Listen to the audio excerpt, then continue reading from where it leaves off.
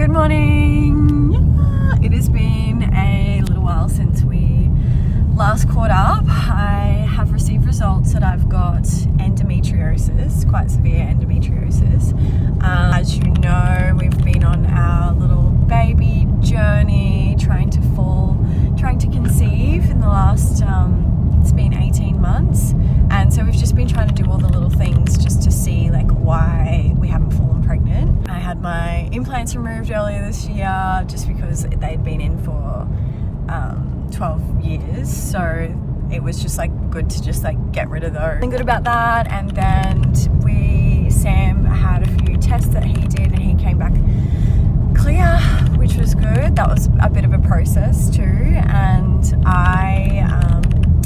we ended up seeing a specialist in about May, and I wasn't really vibing him at all. He said that it's probably best that I get a laparoscopy, which is for just to check if they have endometriosis. And I just thought, wow, that is just such a process just to check.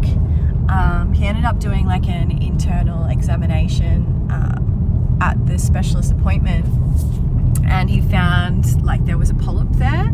So he's like, okay, well, if you're not going to get that, then I recommend first thing to do would be to remove this polyp. So I just said, okay, like I'll do that.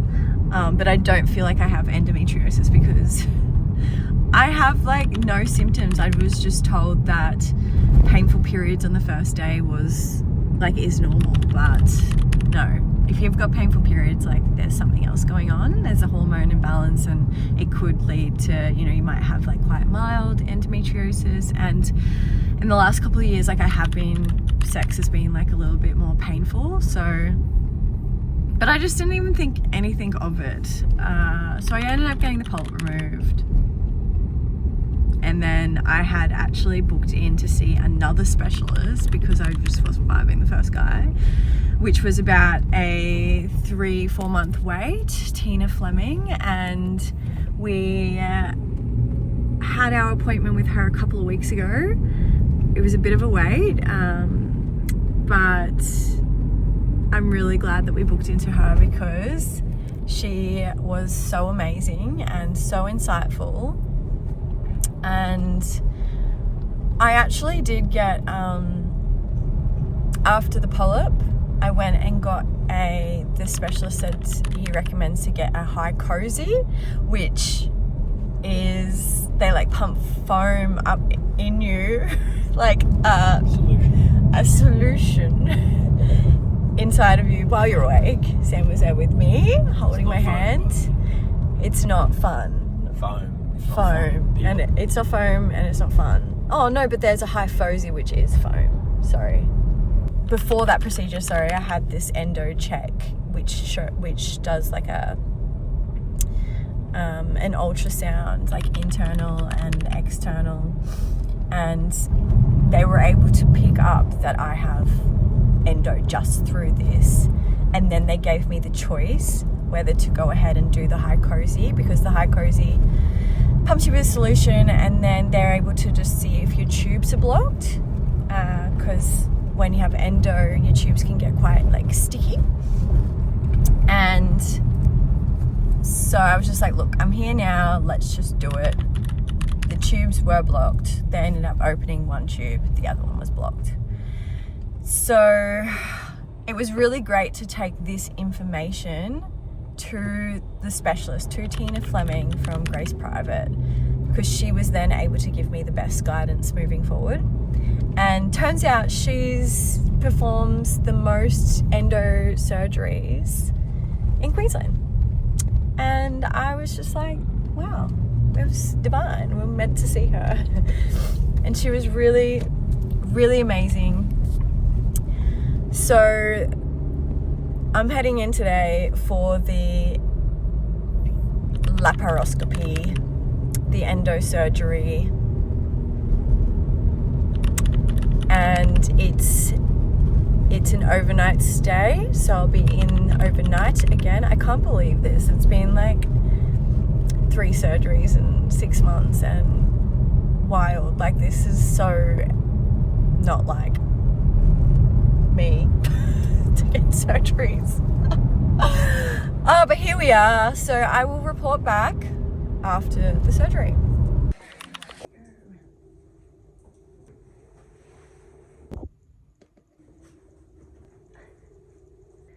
Let's go.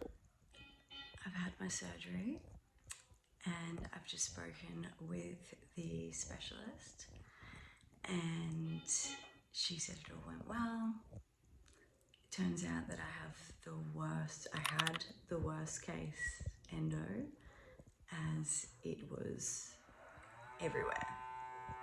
So she cleared all of that, removed any polyps, and the tubes were open. So I'm just so happy that now I have like a clean slate, and it will improve our chances of conceiving now that the endo's removed. Recovery is going to be a little bit longer because of how severe. And so luckily, like, I've just allowed some time to just do rest. Oh, my arm hurts. Just allowed some extra time. Shut up. Just to like a couple of weeks to rest. So I'm staying here overnight just to be monitored, and then the specialist will be seeing me in the morning. She's the surgeon, obviously. She'll be coming in and seeing me in the morning, and we'll go from there. So I'll speak to you then. Haven't really looked at myself yet, so let's have a suss.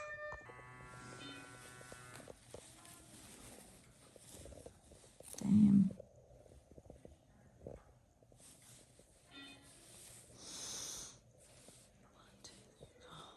Just got my dinner, and the lights were so hectic in here, so luckily I've got my little book light, because I can't deal with like the bright white lights in here. It's so overstimulating. So let's have a look at what I got. Rissoles with sweet potato and broccoli, and then got some like little cheese crackers and fruit. Delish. I just got my breakfast. And the surgeon, Tina Fleming, just came in to see me. Cheese seeds and some dates to help me, you know, really gross. And the apple juice. She said that it was probably one of the longest surgeries she's performed with endo, because of how it was just everywhere. Preparing for a painful couple weeks. First period apparently is going to be really painful, like excruciating. Like, as you saw yesterday, there's no like bandages or anything. There's just like a glue over the top that comes off. That Sam and I can start conceiving again. Like, it's fine after 2 weeks, but she's like, you're probably not going to want to. I'm like, no, that sounds pretty hectic. And everything's so raw up there. Oh.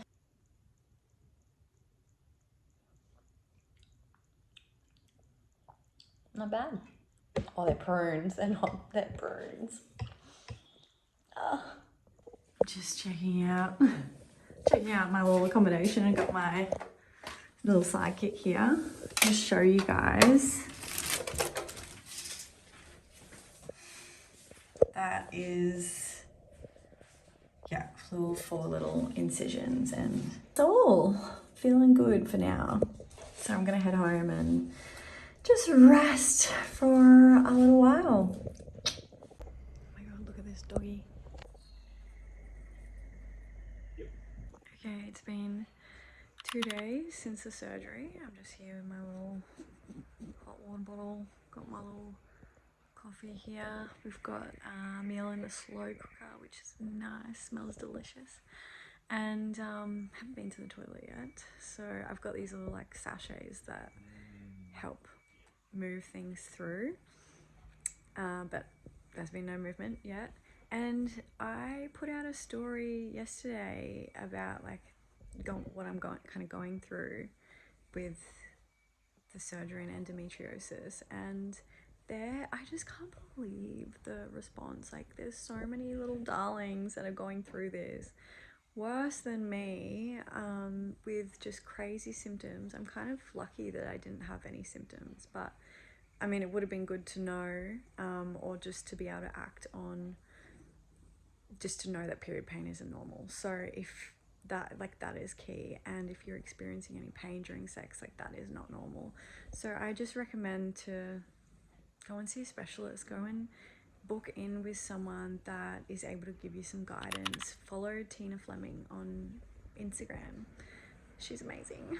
I'm really grateful for her.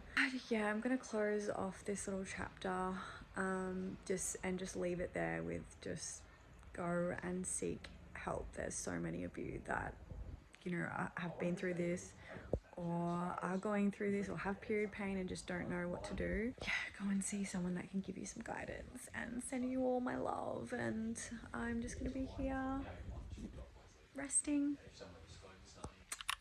Love you all.